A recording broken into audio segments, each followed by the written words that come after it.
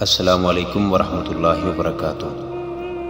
حدید نے لڑکی کو پکار کر کہا، تم گھوڑے پر بیٹھو اور شوبک کی طرف نکل جاؤ، میں ان دونوں کو تمہارے پیچھے نہیں آنے دوں گا۔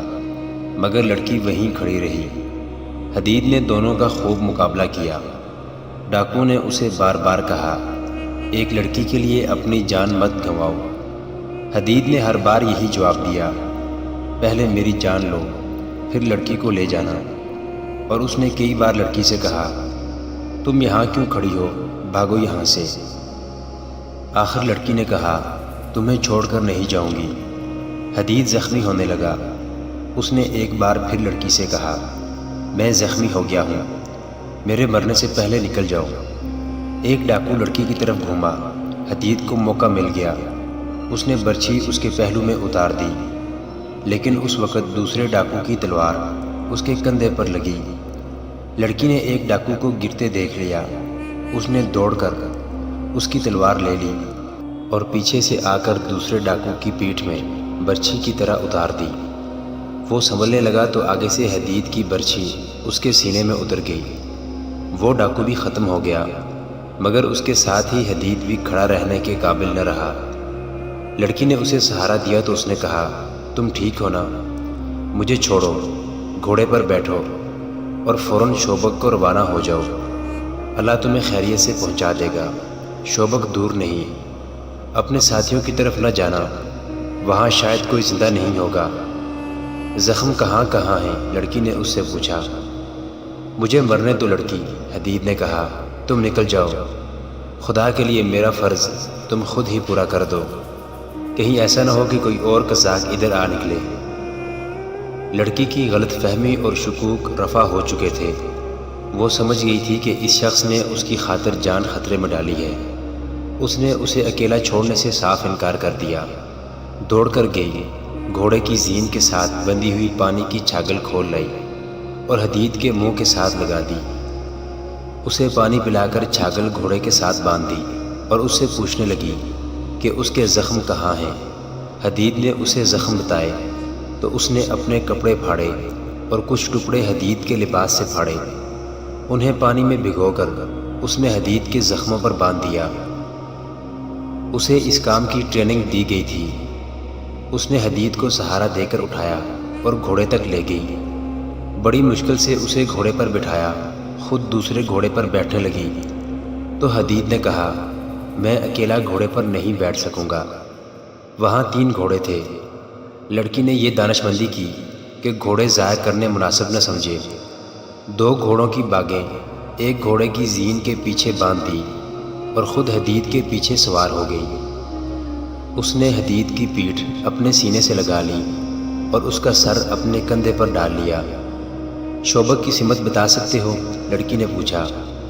حدید نے آسمان کی طرف دیکھا، ستارے دیکھے اور ایک طرف اشارہ کر کے کہا، اس رخ کو چلو۔ پھر اس نے کہا، میں شاید زندہ نہیں رہ سکوں گا، میں شاید زندہ نہیں رہ سکوں گا، خون نکل رہا ہے۔ جہاں کہیں میری جان نکل جائے مجھے وہیں دفن کر دینا، اور اگر تمہیں میری نیت پر کوئی شک شبہ تھا تو وہ دل سے نکال کر مجھے بخش دینا۔ میں نے امانت میں خیانت نہیں کی۔ خدا تمہیں زندہ و سلامت اپنے ٹھکانے پر پہنچا دے۔ گھوڑا چلا جا رہا تھا اور رات گزرتی جا رہی تھی۔ صبح طلوع ہوئی تو حدید نیم بے ہوشی کی حالت میں تھا اور اپنے آپ کو ہوش میں رکھنے کی سر توڑ کوشش کر رہا تھا۔ اس کا خون رک گیا تھا، لیکن زیادہ تر خون بہہ جانے سے اس کا جسم بے جان ہو گیا تھا۔ لڑکی نے اسے چھوٹے سے نخلستان میں اتارا، اسے پانی پلایا۔ گھوڑوں کے ساتھ کچھ کھانے کی چیزیں بندھی ہوئی تھی، وہ حدید کو کھلائی۔ اس سے اس کا دماغ صاف ہونے لگا۔ اسے پہلا خیال یہ آیا کہ پہلے وہ اس لڑکی کا محافظ تھا، اب اس کا قیدی ہے۔ لڑکی نے اسے لٹا دیا۔ وہ رات بھر گھوڑے پر سوار رہے تھے۔ کچھ دیر کے آرام سے حدید کا جسم ٹھکانے آ گیا۔ اس نے لڑکی سے کہا، شوبک دور نہیں، شاید 1 دن کی مسافت ہے۔ تم ایک گھوڑا لو اور اسے بگاتی لے جاؤ، جلدی پہنچ جاؤ گی، میں واپس چلا جاؤں گا۔ تم زندہ واپس نہیں پہنچ سکو گے، لڑکی نے کہا۔ اگر یہیں سے واپس جانا ہے تو مجھے ساتھ لے چلو، تم نے مجھے اکیلا نہیں چھوڑا، میں تمہیں اکیلا نہیں چھوڑوں گی۔ میں مرد ہوں، حدید نے کہا، میرا دل نہیں مان رہا کہ ایک لڑکی میری حفاظت کرے، اسے بہتر ہے کہ میں مر جاؤں۔ میں ان معمولی سی لڑکیوں میں سے نہیں ہوں جو گھروں میں پڑی رہتی ہیں، لڑکی نے کہا، اور جو مرد کی حفاظت کے بغیر ایک قدم نہیں چل سکتی۔ مجھے ایک فوجی مرد سمجھو، فرق صرف یہ ہے کہ میرا ہتھیار میری خوبصورتی، میری جوانی اور میری چرب زبانی ہے۔ میں تمہاری طرح سختیاں برداشت کر سکتی ہوں، میں شوبک تک پیدل پہنچ سکتی ہوں۔ میں تمہارے جذبے کی قدر کرتا ہوں، حدید نے کہا۔ ڈاکو ہم دونوں کو کتنا قریب لے آئے ہیں، مگر ہم ایک دوسرے کے دشمن ہیں۔ تم میرے ملک کی بنیادیں ہلانے کی کوشش کر رہی ہو، اور ایک دن میں تمہارے ملک پر حملہ کرنے آؤں گا، لیکن اس وقت میری دوستی قبول کر لو، لڑکی نے کہا۔ دشمنی کی باتیں اس وقت سوچیں گے جب تم تندرست ہو کر اپنے ملک میں چلے جاؤ گے۔ اس نے حدید کی گردن کے نیچے بازو کر کے اسے اٹھایا۔ حدید اب اٹھ سکتا تھا، وہ اٹھا اور آہستہ آہستہ چلتا گھوڑے تک پہنچ گیا۔ لڑکی نے اس کا پاؤں اٹھا کر رکاب میں رکھا اور اسے سہارا دے کر گھوڑے پر سوار کر دیا۔ لڑکی بھی اسی گھوڑے پر سوار ہونے لگی تو حدید نے ہاتھ آگے کر کے اسے روک دیا اور کہا، تم اب دوسرے گھوڑے پر بیٹھو، میں اکیلا سواری کر سکوں گا۔ اس کے باوجود میں اسی گھوڑے پر بیٹھوں گی، لڑکی نے کہا، تمہیں اپنے ساتھ لگائے رکھوں گی۔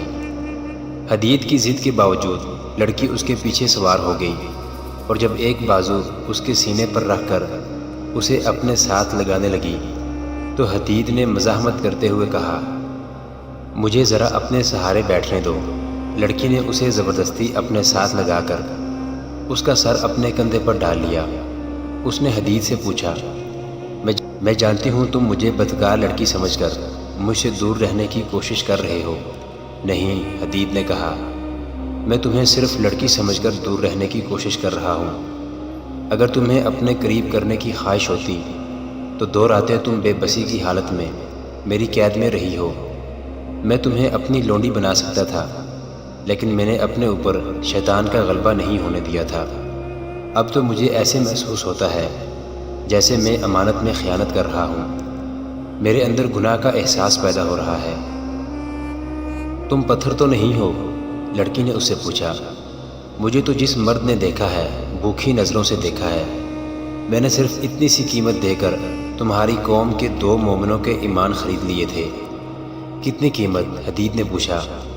صرف اتنی سی کہ انہیں پاس بٹھایا اور سر اپنے کندھے پر رکھ لیا تھا۔ ان کے پاس ایمان تھا ہی نہیں، حدید نے کہا۔ جو کچھ بھی تھا، لڑکی نے کہا، وہ میں نے ان سے لے لیا تھا۔ اس کی جگہ ان کے دلوں میں اپنی قوم کے خلاف غداری ڈال دی تھی۔ وہ کون ہیں؟ حدید نے پوچھا۔ ابھی نہیں بتاؤں گی، لڑکی نے جواب دیا۔ جس طرح تم اپنے فرض کے پکے ہو، اسی طرح مجھے بھی اپنا فرض عزیز ہے۔ حدید خاموش ہو گیا۔ وہ لڑکی کے جسم کی حرارت اور ہلکی ہلکی بو محسوس کر رہا تھا۔ لڑکی کے کھلے ہوئے ریشمی سے بال ہوا سے لہرا کر اس کے گالوں پر پڑ رہے تھے اور گالوں کو سہلا رہے تھے۔ اسے اونگ آ گئی۔ گھوڑا چلتا رہا۔ بہت دور جا کر حدید کی آنکھ کھلی تو سورج سر پر آ چکا تھا۔ اس نے کہا، گھوڑے کو ایڑ لگاؤ، مجھے امید ہے کہ ہم سورج غروب ہونے کے بعد شوبک پہنچ جائیں گے۔ لڑکی نے گھوڑے کو ایڑ لگائی اور صحرا تیزی سے پیچھے ہٹنے لگا۔ سورج غروب ہو چکا تھا۔ شوبک کے قلعے کے اس کمرے میں جہاں صلیبی حاکموں اور کمانڈروں کے اجلاس ہوا کرتے تھے، وہاں حاکم اور کمانڈر بیٹھے تھے۔ ان میں عالم جاسوس بھی بیٹھا تھا۔ وہ کہہ رہا تھا، میں یہ نہیں بتا سکتا کہ دونوں لڑکیوں کا کیا حشر ہوا یا ہو رہا ہے۔ میں نے انہیں بچانے کی بلکہ انہیں دیکھنے کی بھی کوشش نہیں کی، کیونکہ ان سے زیادہ قیمتی یہ راز تھا جو مجھے آپ تک پہنچانا تھا۔ جیسا کہ میں آپ کو بتا چکا ہوں کہ ڈاکوؤں نے حملہ کیا تو میں موقع دیکھ کر ایک طرف ہو گیا اور ایک گھوڑے تک پہنچ گیا۔ ایک تو میری رہائی ایک معجزہ ہے، دوسرا معجزہ یہ ہوا کہ میں اتنے خون ریز مارکے میں سے صاف بچ کر نکل آیا۔ کوئی بھی میرے پیچھے نہیں آیا۔